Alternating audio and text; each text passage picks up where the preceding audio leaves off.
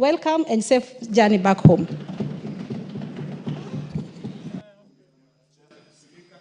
Yes, Honorable Majority Leader. Thank you, Honorable Speaker. Honorable Speaker, I rise to support this motion for approval of Ms. Peris Muthoni Kimani, Benjamin Juma Imai, and Professor Coletta Suda. Honorable Speaker, I am very careful not to use the word despite. Despite this list having only one man. I support that, Honorable Speaker, despite this list having 2 women and 1 man, and despite me being a father to girls, and knowing that we must accord equal opportunity to everybody, including our daughters and our sisters, I support this list. Honorable Speaker, many of these nominees, as has been said by the chair, who I know was slightly misunderstood, and I think is largely because of where he comes from. There are those who have the misconception that Honorable Tongoyo, coming from the Ma communities, has no regard for women. But I can ascertain and prove, Honorable Speaker, that I have known Honorable Tongoyo for the last few years, and he's also a father to a number of girls. In line with their culture, you do not count them, but he's a father to a number of them, and has very high respect for women. And he was saying it on a positive note that these ladies have served in very crucial dockets. Peris Muthoni served in the police service as a senior police officer, rose through the ranks from a junior officer to the rank of, I think her last posting was either regional or county commander. The same with Professor Coletta Suda. As has been said, she has served as a CAS, and I think at some point also as a PS in the Ministry of Education, the Higher Education Department. And Honorable Speaker, Honorable Speaker, I hear people who are inviting me to the discussion of discussing these ladies and these nominees' age. But you know the Constitution, and Honorable TJ Kajwang knows that our Constitution obligates us not to discriminate anybody on the account of either gender. That is why you had the honorable ladies led by the distinguished member for Nandi County, Honorable Cynthia Muge, rise in her place so that nobody should be discriminated either on the basis of her age, her gender, or even her religion, Honorable Speaker. And therefore, these ladies and these gentlemen, at whatever age, they are Kenyans who have been vetted and been ascertained by the committee which the Honorable Kaluma sits in, and he's a very serious and senior lawyer. You heard him the other day when he was discussing the law of the sea, that he can tell you even legally, he can tell you that they vetted and ascertained that these people merit to serve in these positions, Honorable Speaker, and they have very good experience. Because with age, Honorable Speaker, also comes experience. And a commission is like a board of trustees or a board of governors in a company or in an institution. And therefore, they are not the secretariat in the commission, Honorable Speaker. The secretariat has a very able young person, I think, called Lele, who is a CEO, with a very able team of young, energetic Kenyans, very productive at their prime age. And therefore, it's also good to marry that with a board or a commission that has both experience and wisdom. And I say that, Honorable Speaker, because all these officers have served in senior positions in government and out of government, and therefore have the requisite experience and wisdom to be able to guide the commission, Honorable Speaker. Honorable Speaker, in closing, and I think is the Vice Chair who has alluded to it, we must call on this commission to ensure that they work towards completely professionalizing our police force. Honorable Speaker, yesterday the Minister or the Cabinet Secretary in charge of the Interior and National Security did pronounce himself on a number of reforms within the police service. And part of those reforms must and should be implemented or supervised, the implementation will be supervised by the National Police Service Commission. And I want to call on these nominees as they join the commission to ensure that these reforms are implemented fully, that they professionalize our police force and support our police officers, because Honorable Raso has said it, and I know he came from the uniformed forces. These are men and women who give their lives to the service of our nation. In other jurisdictions, Honorable Speaker, and many of you who travel outside see, that those who have served in the military, those who have served in the police forces in their jurisdictions, are accorded very high respect, but even in retirement, not just when they're in service. You see, when you go to the US, they don't even queue in banks or at airports, those who have served in the military or in the disciplined forces. Why is it, Honorable Speaker, that for us we do not treat our servicemen and women with the same honor and dignity, yet we expect the same in return, Honorable Speaker? If we expect to be treated with courtesy, with honor and with respect by our uniformed officers, let us also treat them with the respect and honor that comes with the officers that they serve in, Honorable Speaker.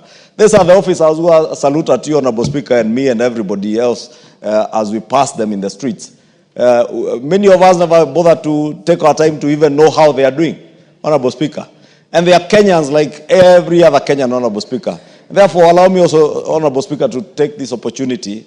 As much as we condemn excessive use of force by any officer, Honorable Speaker, and Honorable Speaker, to state that whatever happens, Honorable Speaker, in a country that has the rule of law at the core of its operations, Honorable Speaker, is something that this House must pay attention to, Honorable Speaker.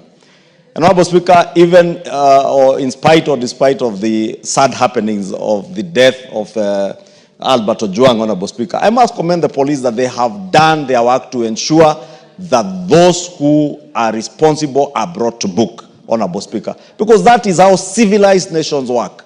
That is how civilized democracies work. That you allow investigative agencies to do their work, take action against those who are seen to have been involved in one way or the other in breach of the law, Honorable Speaker. But also in the same light, Honorable Speaker, even as we condemn the excesses of a number of officers, because it is not all officers, Honorable Speaker. It is a few officers. Just like, Honorable Speaker, even in this House, we are not all angels. There are many of us who have our own shortcomings. And therefore, in every institution, Honorable Speaker, even within the police force, there are officers who will have excesses, and the law must be allowed to take its course, Honorable Speaker. But that must never be a justification that if an officer or two have exceeded the expectations of the public, Honorable Speaker, for us as members of the public to take the law into our hands, because that will be courting disaster and chaos in the country. I have seen activists in the streets, Honorable Speaker, touting policemen, an armed police officer, and you are touting them. I saw somebody, Honorable Speaker, the other day in Nakuru, brandishing a machete at an armed police officer, and I must take this opportunity, Honorable Speaker, to commend that officer in Nakuru who was being taunted with a panga. His life would have been at risk, or the lives of other Kenyans, but he maintained his cool. That is the kind of spirit we want to see, Honorable Speaker. But we must also speak to our people. We must also speak to the public that let us also treat our policemen and women with respect, with honor, and with the dignity that they deserve. Honorable Speaker, it is said, Honorable Speaker, that if you want to know the cost of education, try ignorance.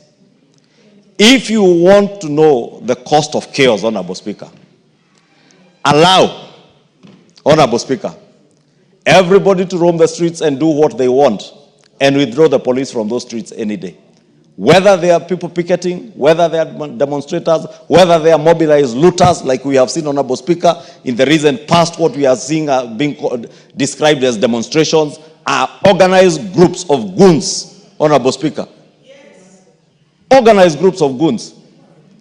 And you know, shamelessly, I had a leader purport that even the cars that were burnt last week were nowhere in the register of vehicles at NTSA. And I want to dare the former deputy president. It is okay to go and incite people on vernacular radio, but you must have the decency to adduce evidence of every allegation and claim that you make, Otherwise, you continue to exhibit the sort of ignorance that you served within office, even when you're out of office, Honorable Speaker. Kenyans witnessed those cars being burnt down. It only took me 5 minutes, Honorable Speaker, to be able to check. Just zoom in, look at the number plates, check for those number plates at NTSA, and you'll be able to see that these are cars, one of them belongs to a security company, Honorable Speaker. You saw the officers who are in the escort car. Those officers, mind you, Honorable Speaker, are allowed to use brutal force to protect what they are escorting. Because most of them, it's cash in transit. They do not know who are these who are stopping them in the streets when they are transiting with cash. But those officers, Honorable Speaker, if you saw the video clips, they fired in the air to scare the people who are blocking the van that had the valuables that they were transporting, and they were able to sail through. Unfortunately, the one that had unarmed officers, Honorable Speaker, ended up being torched. I'm saying this, Honorable Speaker, to appeal to members of the public. Let us not taunt our officers.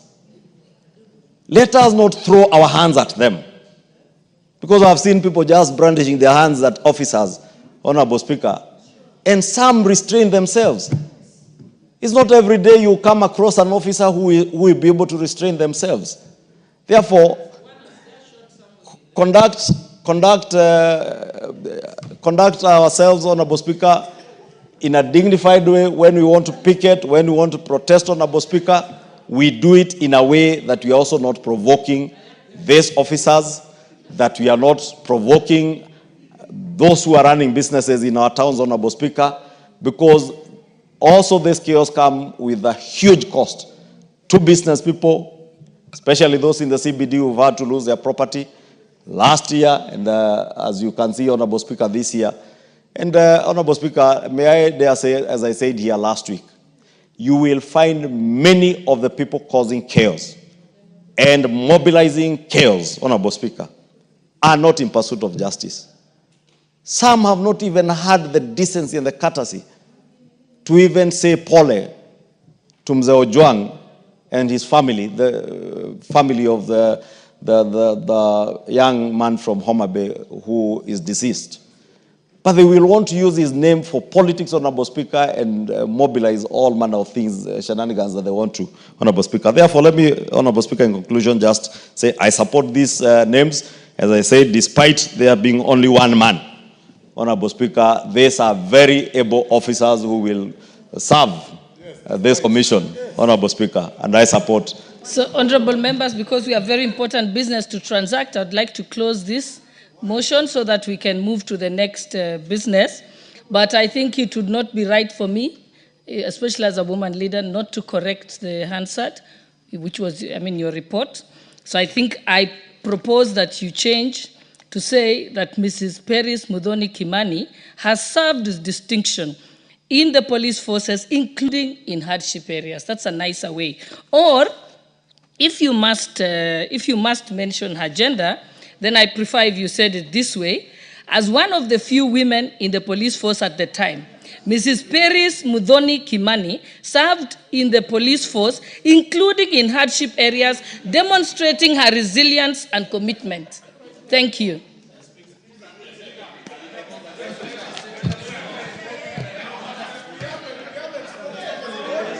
You want to speak? Okay. I'll give Honorable Kaluma first. I thank you, Honorable Speaker. Honorable Speaker, I know all the nominees. I know Madam Paris Muthoni.